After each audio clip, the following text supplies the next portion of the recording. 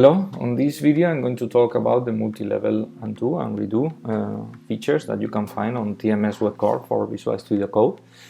It's multi-level in the sense that it has a history of all the changes that you perform on the form designer.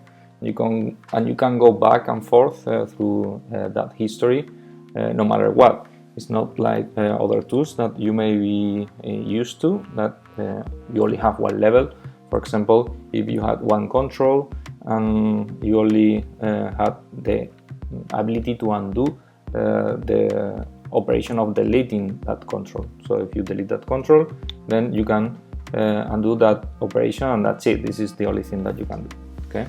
So for Visual Studio Code, it's different in the sense that you not only have that option, but also, for example, if you make any change on any properties, for example, the size, the width, or the caption, this is a test. For example, you change the color, okay, or you change, I don't know, any other property, for example, the font. I'm going to set it to bold. I'm going to make it bigger, okay. Or you can add any other controls here. As you can see, at the same time I'm working on this form, I'm getting the DFM and the Pascal file updated properly. So what I'm going to do now is to make some other operations. Okay, I'm going to be undoing this, okay, by clicking here. Okay, so the first thing that you can see, I'm just clicking on that.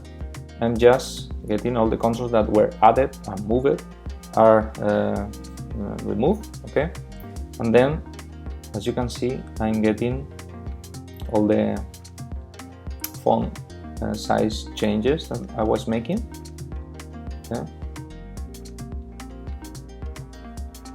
now the color, now the caption, now the height and the width and the control itself. As you can see, the DFM and the Pascal file are in sync, but I can redo everything back again.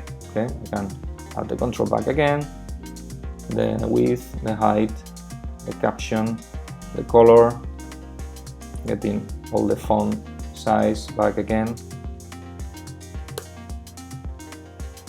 and then the other controls that I was adding.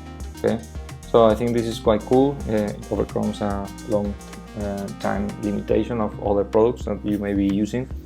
And I think it's quite cool, so I hope you like it. Thank you.